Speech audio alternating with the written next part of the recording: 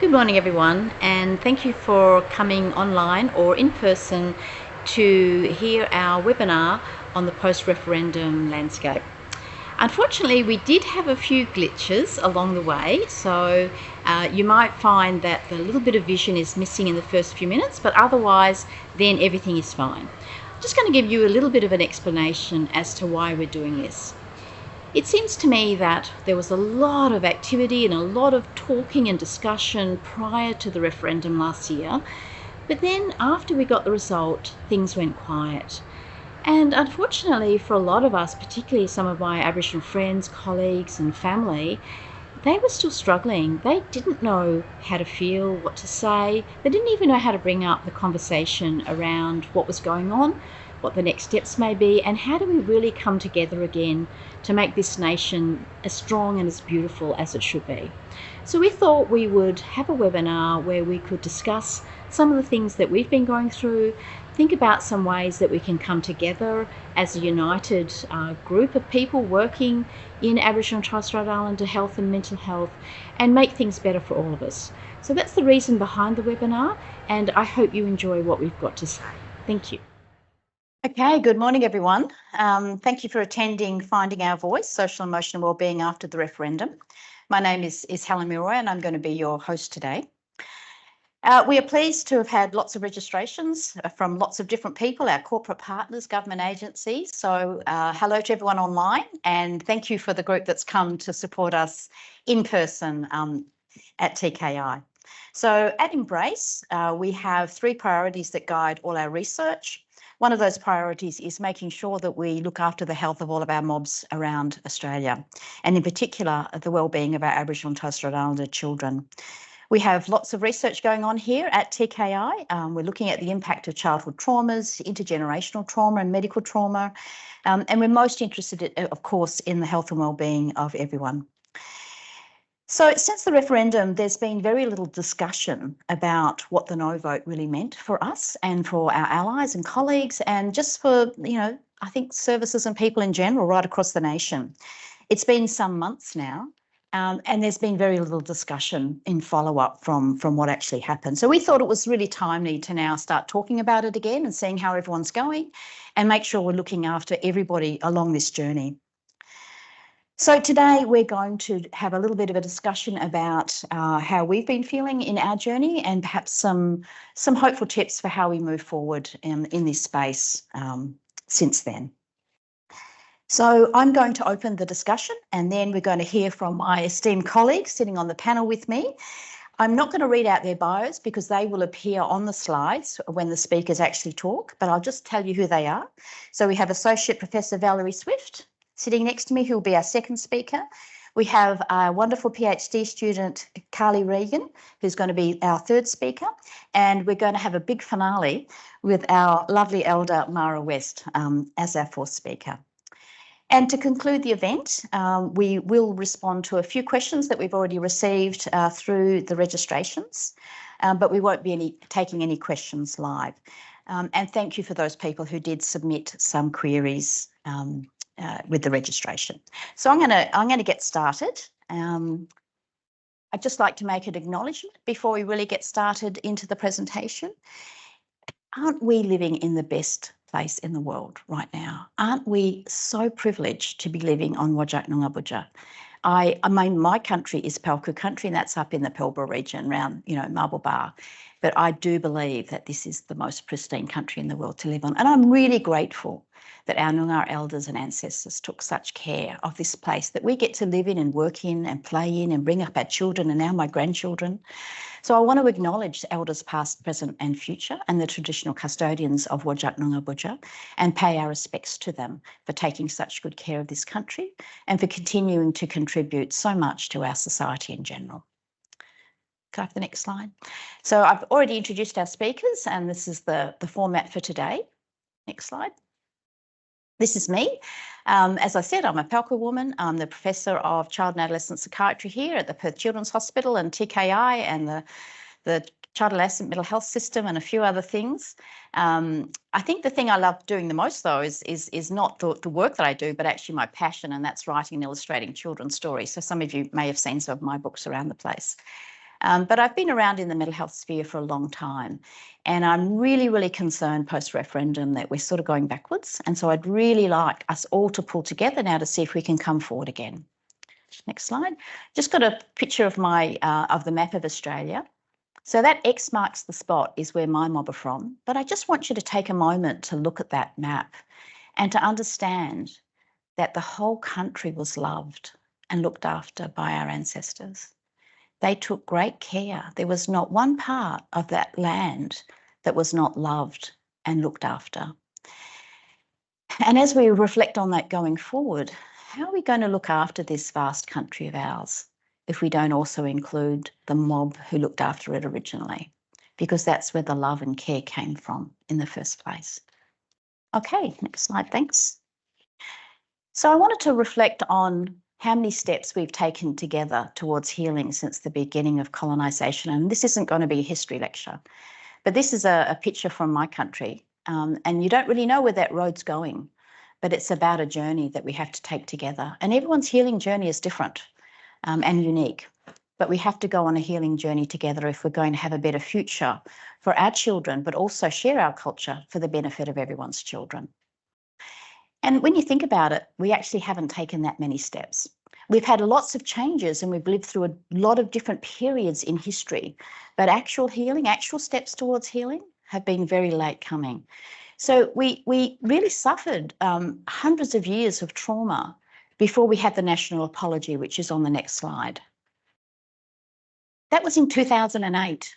That was a long time, really, for that first step towards healing to actually occur. Didn't occur in my grandmother's lifetime. Fortunately, it did occur in my mother's and my lifetime, and my children, of course. And the apology was a really significant event, and it was a national event that tried to recognise and understand what happened in history and what we need to do about it. Unfortunately, it took a long time for the next step to even be attempted, and that next step was the referendum. So the apology in 2008, 15 years later, the next step was attempted, if we can go now to the Uluru Statement. And the Uluru Statement from the Heart is what prompted the referendum on the voice. And what the Uluru Statement from the Heart called for was voice, treaty and truth. And so the voice was just a step. It was another step. It wasn't the end of the journey. That road that I showed you before, that's a long journey, and that's a lifelong journey. So there's many, many steps to be taken. We didn't even get to take the next step because if we look now at the referendum result, next slide, it was an overwhelming no. So we had the apology 2008, we had the referendum 2023, overwhelming no. In fact, in some communities, the no vote was almost 90%. And we have to think about what that meant and how that made us feel as Aboriginal people who have cared for this country for thousands and thousands and thousands of years.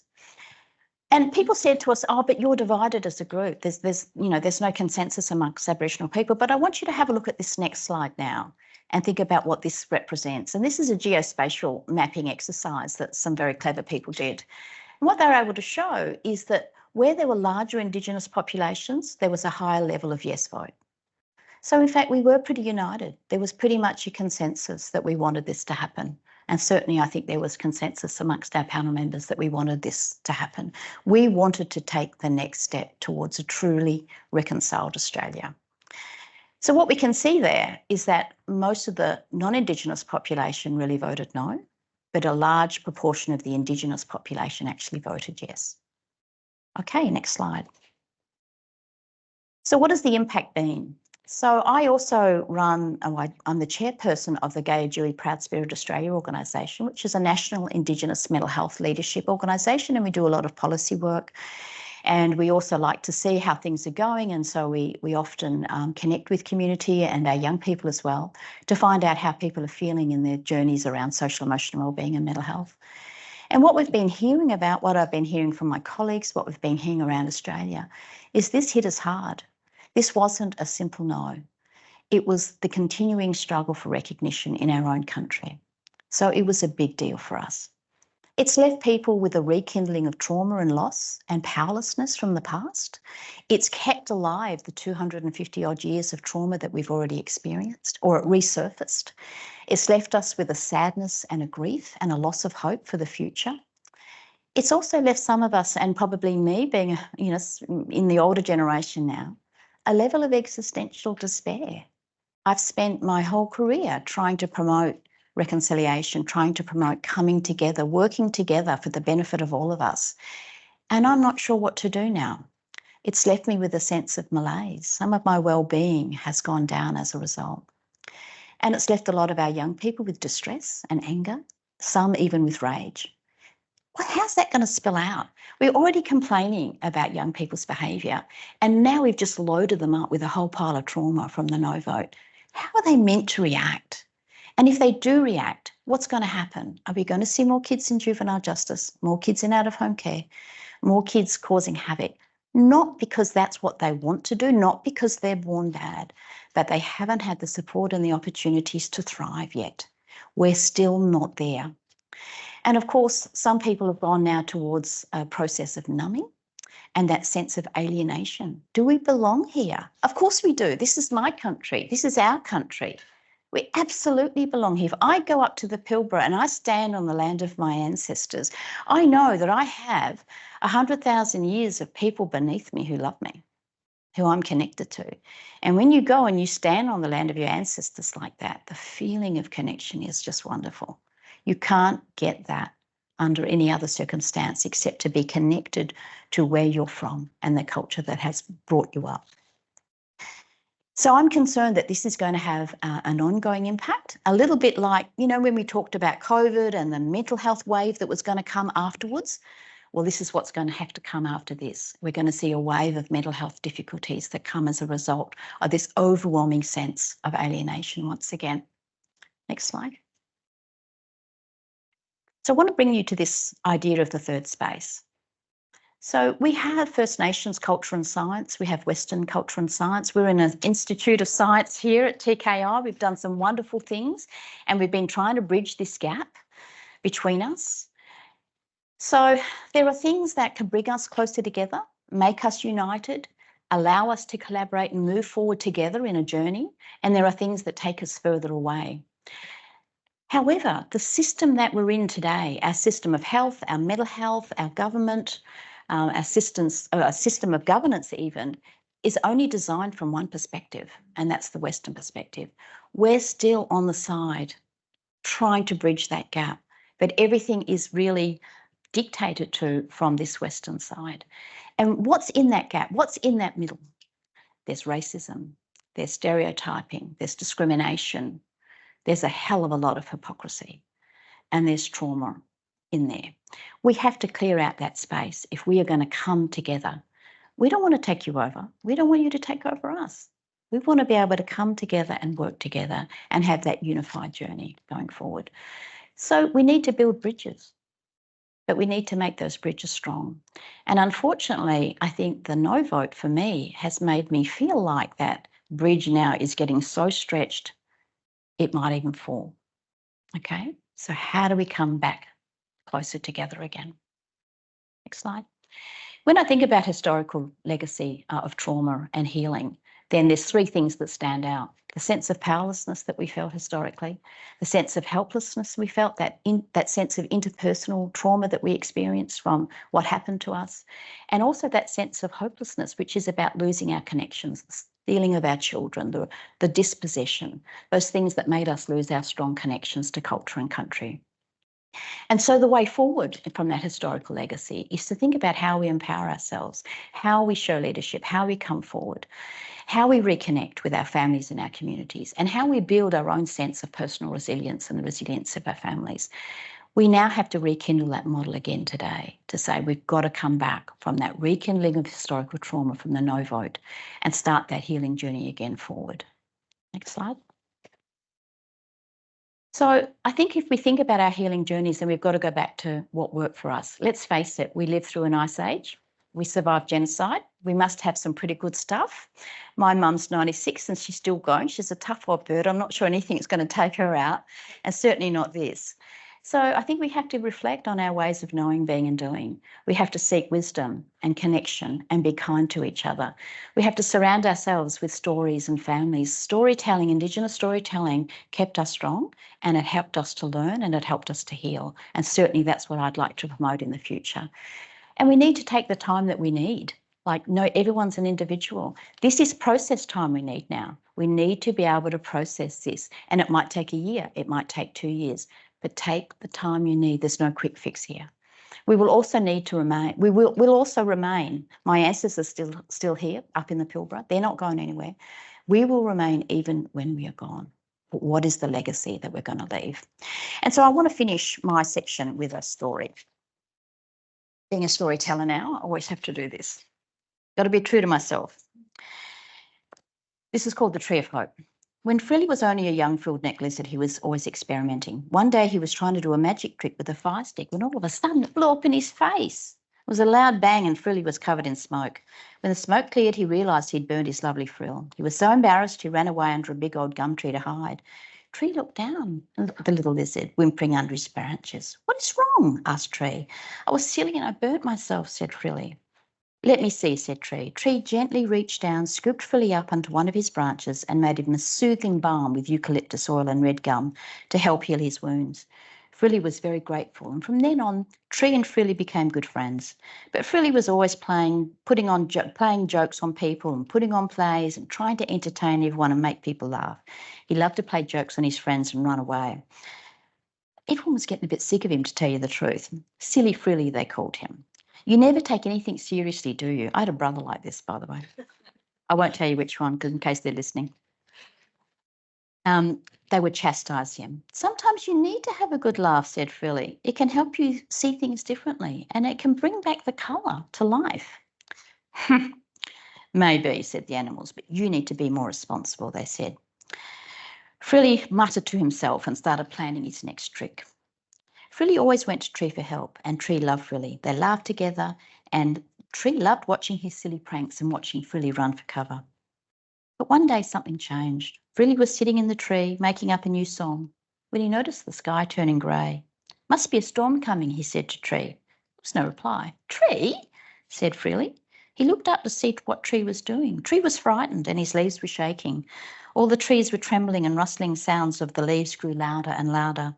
"It's more than a storm," said Tree. The greyness quickly spread across the landscape. This marked the beginning of a very dark time for the earth. Many of the animals went missing, being captured by the grey and taken far away. The landscape was destroyed and everyone was frozen with fear. Frilly started showing the animals how to hide out of sight so they wouldn't be captured by the grey.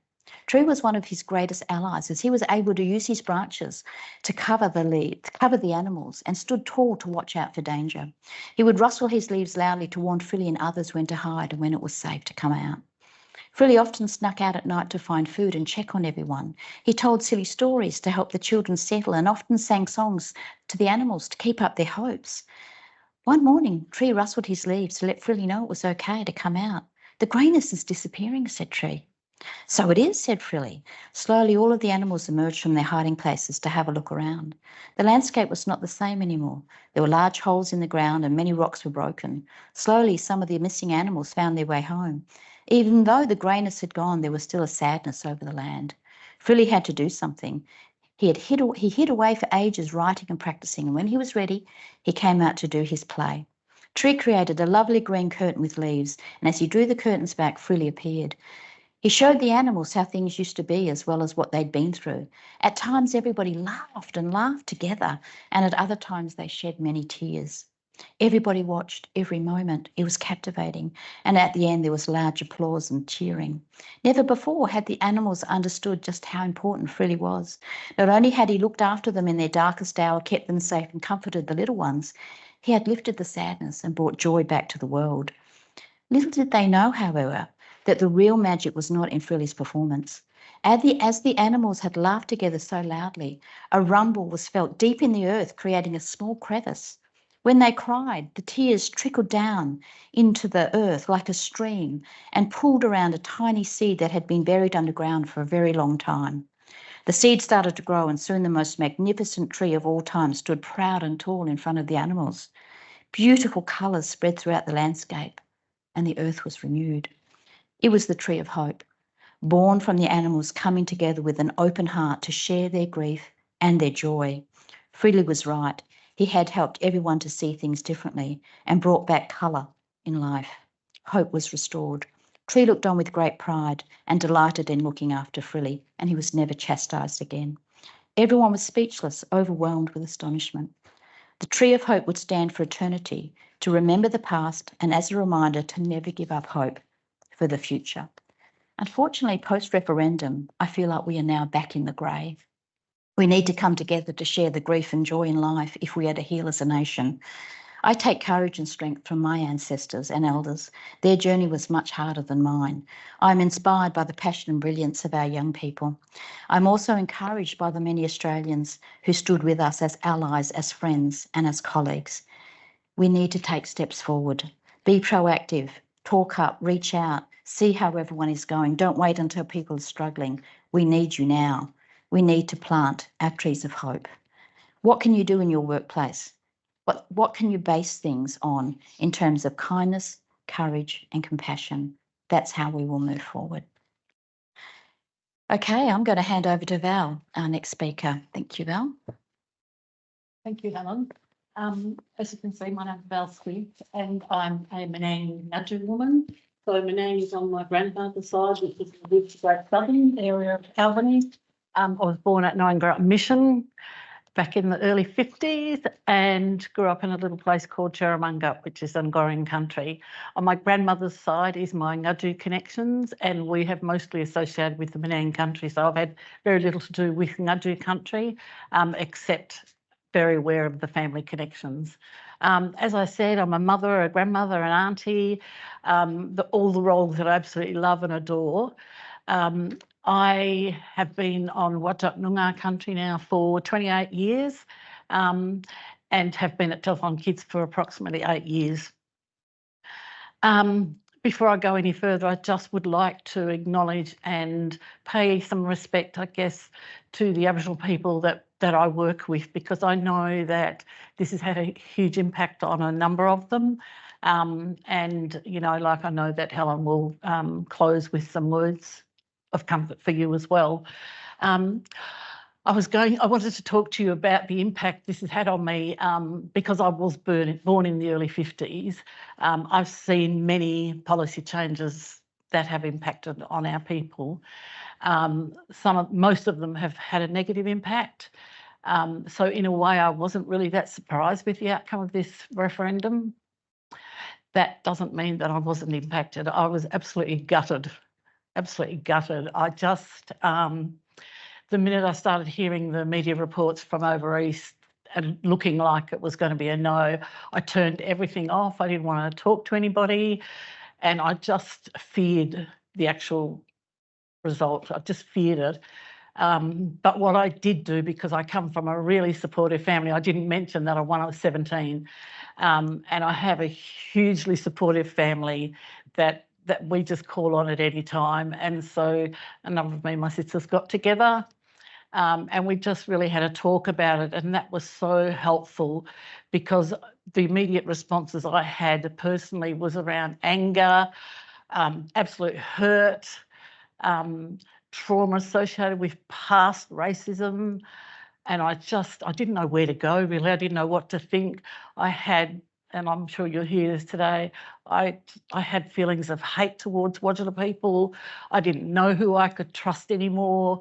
I thought about chucking my job in, because I felt like I had spent my lifetime educating Wodjila people about how to do things differently, why we needed to do it differently for our community. And I did. I just felt like giving up, not so much in a suicidal way, but I felt like I was done. I was really fortunate that I had a supportive family, supportive husband, but the most supportive thing that I found was that I worked in a place that I felt some comfort. And that's not saying that it was perfect, but I certainly felt comforted with the people that I worked with. I felt like there was some respect and understanding there from the Wodjila people that I was sitting next to, that I met with. And in particular, you know, like with anybody, there are people that you build really good trusting relationships. And at any time, because I worked here, I felt like I could just yell out to someone and say, like, do you want to come and have a cuppa? If anybody ever said to me, do you want to come for a drink, or can we just have a cuppa? I took that opportunity because I felt like this place was a place that could happen and that it was safe. I want to absolutely acknowledge Jonathan, Glenn and Cheryl, because I felt like they provided that leadership for the Aboriginal staff to feel that just need to have a drink. I hope I've got enough time to just very quickly acknowledge some particular people. So I work in a team that's doing Aboriginal ear health research, and I'm really fortunate that we have a number of Aboriginal staff in that team who, and between us, we have worked in a way that has provided a two-way informal learning opportunity with the Wodjila people in our team. And I just feel like that team, we're just like one team with a really strong understanding of where all of us come from. We have this continual informal cultural learning that happens for the Wodjila staff, and vice versa. We have the ongoing learning from a research perspective from the Wodjila staff in our team. So I just want to do a big shout out to them, because during that period of time, it was okay to not feel okay. And it was okay just to sit and chat anytime you felt like it. And I want to acknowledge Chris Brendan-Jones, because he's led that process. And I also, I'm trying really hard to hold this together. I also want to acknowledge the West Farmers Centre, because that's the other team that I work in, led by Chris Blythe and Sarah, who's here today.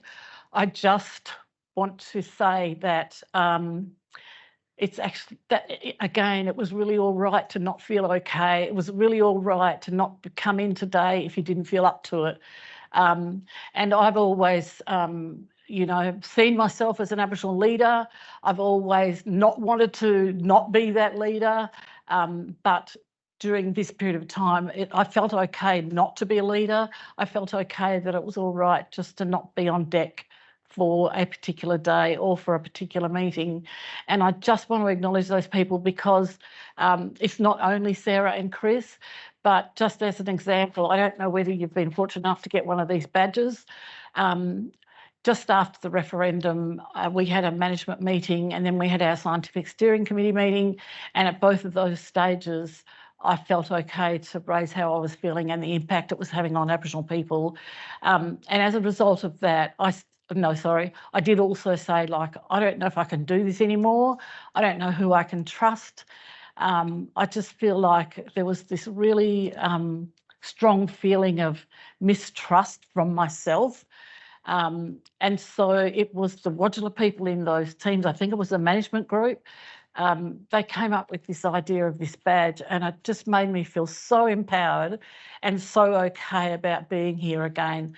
And all it was saying was that, you know, like, if you had this badge on, I felt like I could go to you and talk to you, or I felt like I could have a cuppa with you. And so I just want to say the West Farmers Centre management group, I guess it was Tim Barnett in particular who came up with the idea. We used the piece of art that was done by the West Farmers Centre, and it was just something that said, we stand together. And with that, I just want to finish. Thank you. Thank you. Kindness, courage, connection. You were able to feel safe and you were supported. And we need to recognise that respectful relationship going forward if we're going to come together. Over to you, Carly. Hi everyone, my name is Carly. I am a Wongai and Noongar woman, originally from the Goldfields. Moved to Wajak Noongar Buja when I was in my childhood. Been here ever since. Absolutely love it here. I'm currently a PhD and master's student at UWA, doing my Masters of Clinical Psychology and PhD under Helen and Geneva Rahan, who is under the Embrace program here. Looking at cultural safety within mental health services for Aboriginal and Torres Strait Islander young peoples and their families. I guess I'm here to talk from a youth perspective. I use that term loosely. But yeah, I had very similar experiences as Val. I've been lucky enough to be born into a period where this is the first real major policy shift. And even before the referendum, I was lucky enough to go over to Melbourne. I had a whole lot of hope, seeing all the yes signs everywhere. It's like, yes, we have hope. There's a possibility that this could pass. And then walking up to the polling booth on the referendum was essentially, I was having a panic attack. I'm not sure how other people kind of felt about that. Going, what if this doesn't actually pass? We were kind of put in our own little echo chambers of kind of like, yes, it's going to pass. There's all this hope. We see all the yes signs around everywhere. And getting home after polling and that and seeing the results come through and that and just no. And I was filled with rage. I was upset. I ended up bawling my eyes out all night and even the next day. And I guess this was our chance that we were hopeful to feel recognised as well. And I was lucky enough to talk to my family as well about this. And my dad, who was born in the 50s as well, he's like, oh, didn't really expect anything different. Nothing's really going to change. And hearing him have that was upsetting because it didn't feel like we were actually capable of having this change. And it's kind of cemented. And even with talking to my nephews as well, and they're like, yeah, what's actually going to happen? There's nothing really going to change. And a lot of people are kind of feeling this space at the moment.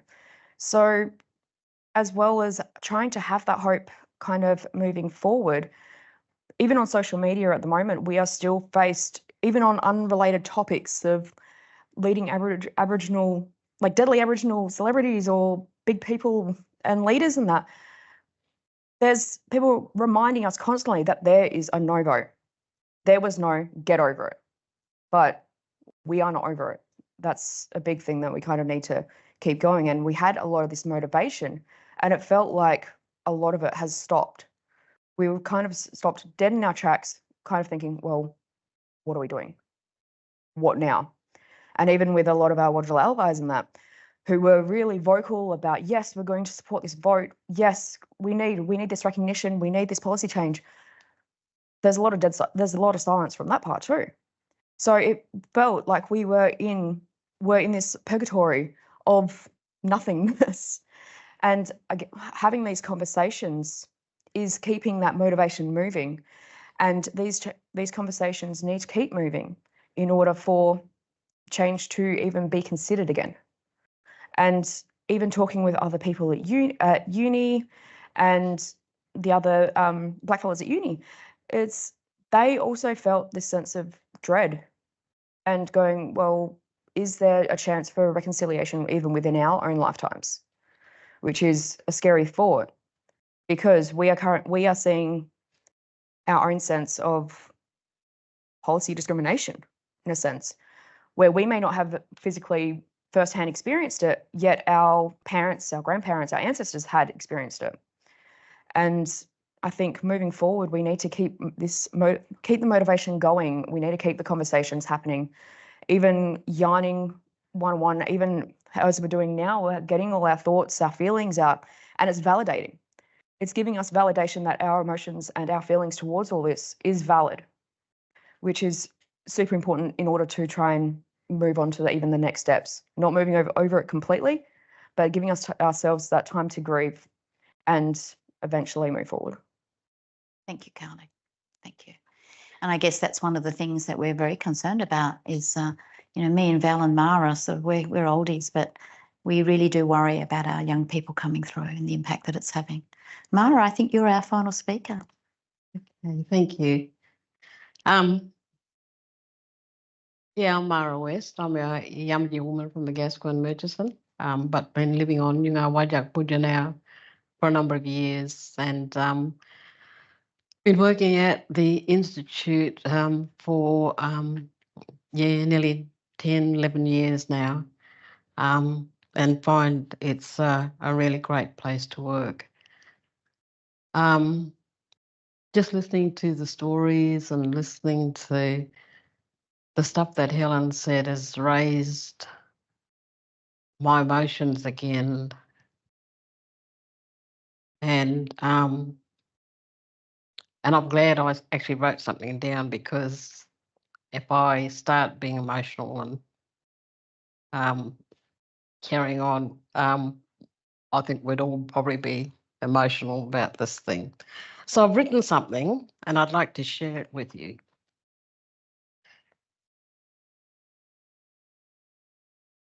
The Australian Constitution sets out the laws of Australia. Referendums are the only way that you can change the Australian Constitution. In a referendum held on the 27th of May 1967, Australians voted to remove references in the Australian Constitution that discriminated against Aboriginal and Torres Strait Islander people. 90.77% of Australian voters voted yes to the changes. On the 14th of October 2023, Australians voted in a referendum about whether to change the Constitution to recognise the First Peoples of Australia by establishing a body called the Aboriginal and Torres Strait Islander Voice. It was the first referendum of the 20th century. The referendum did not pass. It was in that moment Australia suddenly wasn't the lucky country of a fair go for everyone anymore. At the swipe of the pen, the majority of Australians said they didn't give a damn about Aboriginal and Torres Strait Islander peoples. They signalled their total disregard for the ever-widening gap between Aboriginal and Torres Strait Islander disadvantage and mainstream Australia. To say that we were kicked in the guts or slapped in the face is an understatement. The history of Australia is laden with the blood and suffering of Aboriginal people, and the defeat of the referendum is another nail in our mob's coffin. The no voters turned the clock back on race relations and reconciliation. They've ensured the health and well-being of Aboriginal people continues to manifest itself in the intergenerational trauma. Many Aboriginal people don't feel safe in their country anymore. Many don't trust people anymore because they wonder whether that person was a no voter. Here at the Telethon Kids Institute, the board, the executive director, Professor Jonathan Karapetes, Glenn Pearson and Cheryl Bridge, and many Telethon Kids staff supported the yes vote. Aboriginal staff felt culturally safe because we knew that many of the staff with whom we have worked with over many years were there supporting us. This was evident in the support that was shown to Aboriginal staff when there was a national call for a week of silence. Our hurt and trauma was acknowledged, and our non-Aboriginal colleagues respected that we needed the space and time to grieve our loss and to heal our broken spirits and our broken hearts. I thank the board, Jonathan, Glenn, Cheryl, and the staff for being there and supporting us and continuing this journey together. I'd also like to recognise and thank the many yes voters who supported us and walked beside us. Aboriginal and Torres Strait Islander people make up 3.8% of Australia's 26 million population and have inhabited the country for about 60,000 plus years. We know where we stand in our own country. Always was, always will be Aboriginal land. Australia is a big country and we all live in this country. We all call ourselves Australians.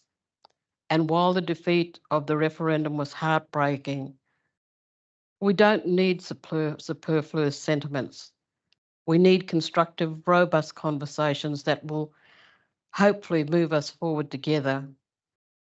It's time for some truth-telling, truths that may sound aggressive and blatantly offensive, but we need to acknowledge that truth and honesty must be part of our conversations to mature us as a nation. No more standing beyond innuendos and mistruths. We must be honest and truthful with each other. We must be able to work together in equal partnership and to trust each other to achieve great outcomes.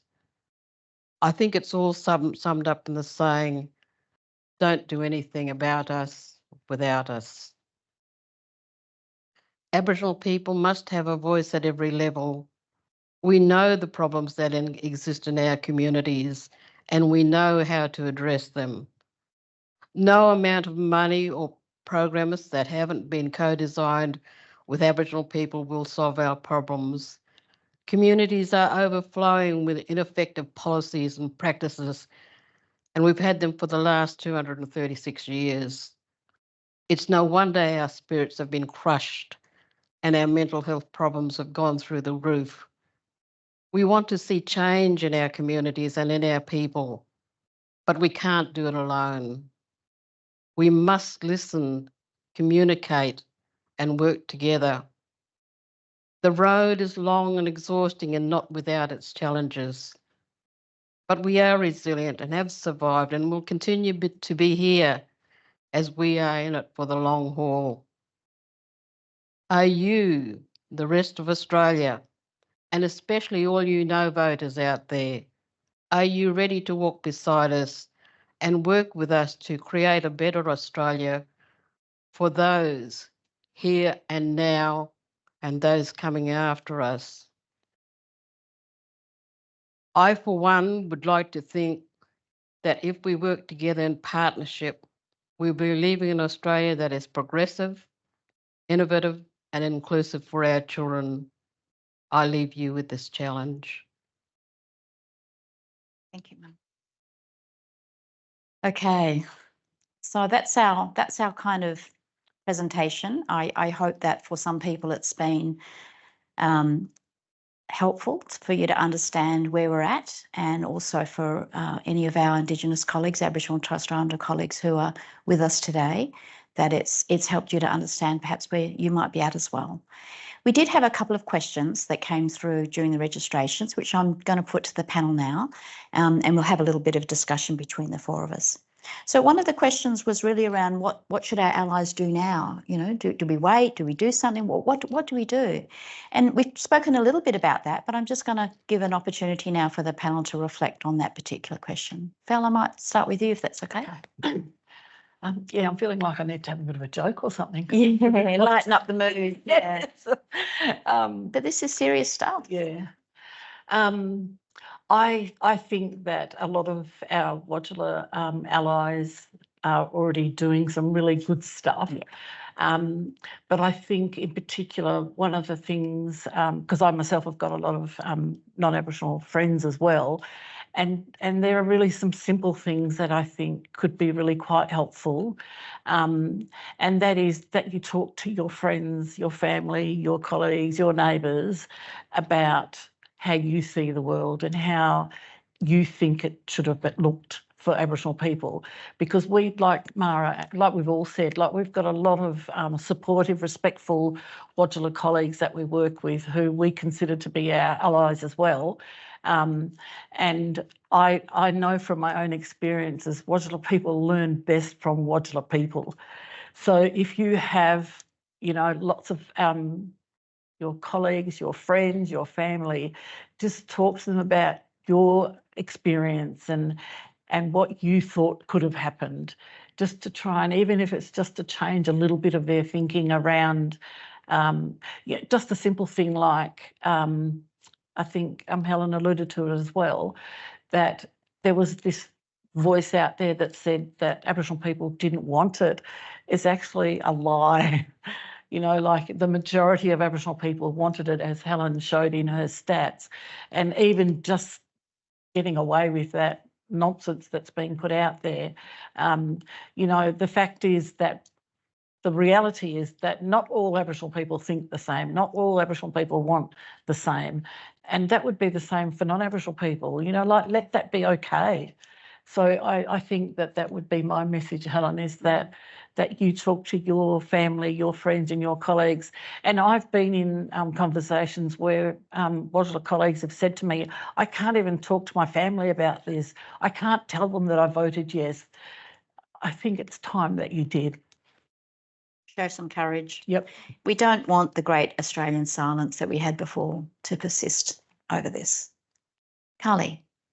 I think very much like what Val was saying, just have these conversations, allowing us to be there and present, allowing us to yarn and get these feelings and make like our feelings out and known and heard, and just sitting with us.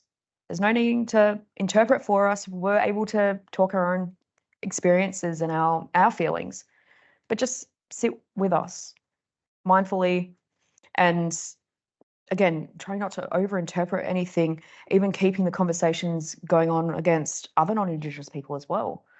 And saying, again, having the courage of going, I voted yes, and there's nothing wrong with me voting yes, opposed against all the no votes as well. And even seeing kind of like no, a lot of the divisiveness on social media and stuff, and going, well, no, people are still entitled to their own opinion. But we also need to recognise how people are feeling in this. You want to comment? Yeah, look, I think that, like I said, you know, we all live in this country, and it's the people who make this country what it is. And I think that, you know, we all just need to get on, and we need to do what we need to do. I think through that whole process, though, we have to be mindful that we're all not clones of each other, that we're not robots. And we bring different skills and experience to our workplaces or wherever we operate. And that has to be respected and acknowledged. It's not easy working in an environment where trust is suddenly flown out the window. However, it's up to us all to make sure that we are honest with each other. Let's have those conversations.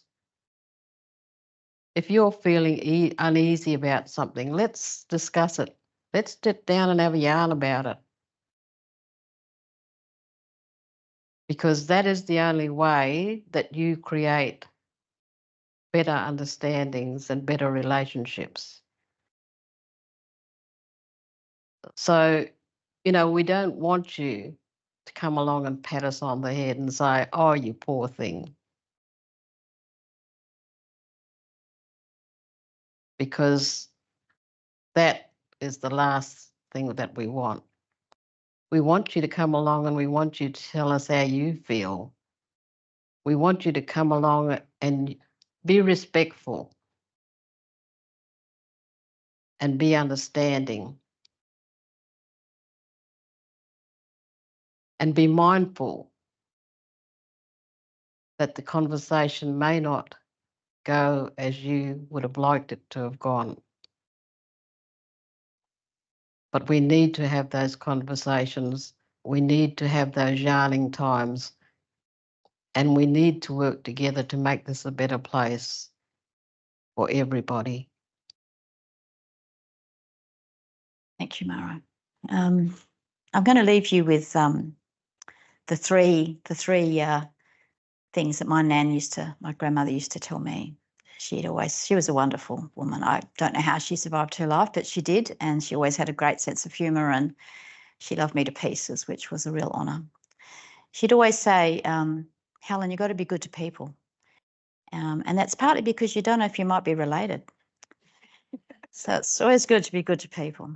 The second one was you got to be good to country, because Mother Earth takes so much from us, and yet she provides us the most beautiful place to live. And without her, you know, where would we be? So it's the earth that creates the foundations on which we build our nations and our families.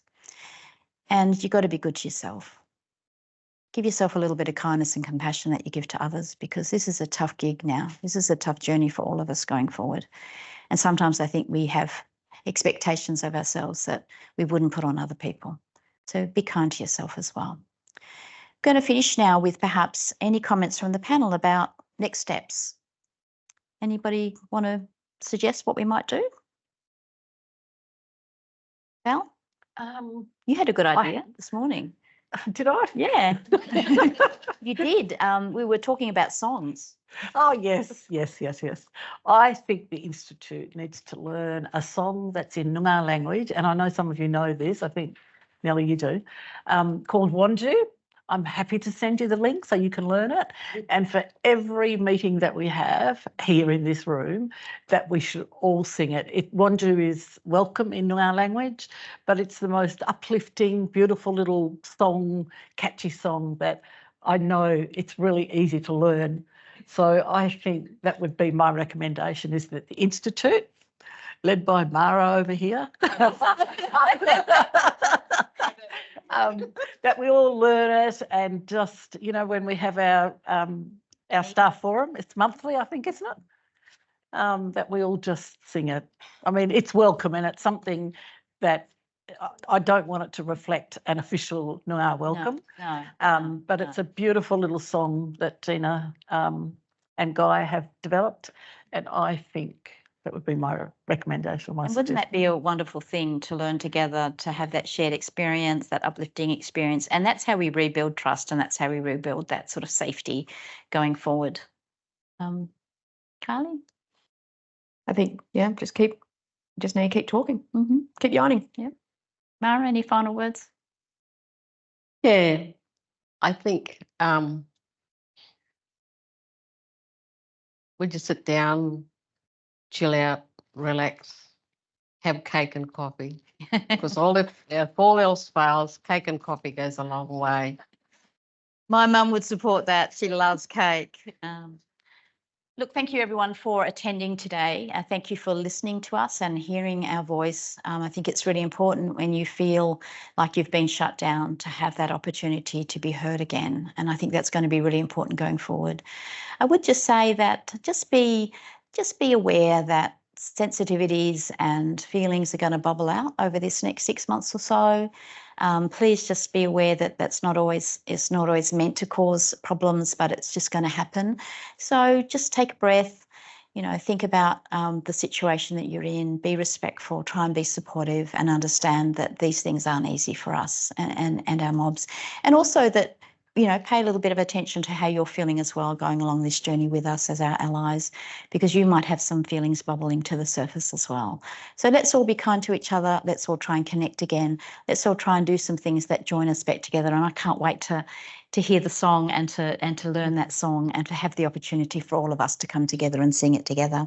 So just some closing words. Thank you for everyone who's come together today to listen to us. Embrace and Kulunga Aboriginal Unit here at Tell Kids are considering doing a second webinar.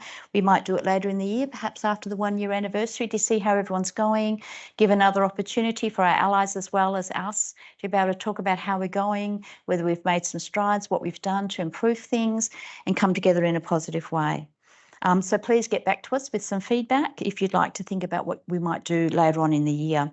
A recording of this webinar will be made available in the next week or so. And we wish you well on your journey. Sorry, Helen. That's okay. I was just trying to give Jack some sign language about the yes. Okay. So I was just going to say that actually. So if you are feeling a little bit upset or distressed, we have some helplines on the last slide. Please reach out if you feel that you need to, but certainly don't be scared to speak up, because that's probably the most important thing that we can do as this first next step.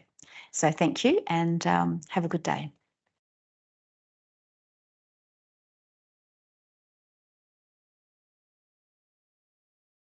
Thank you for the lovely people who have come to join us in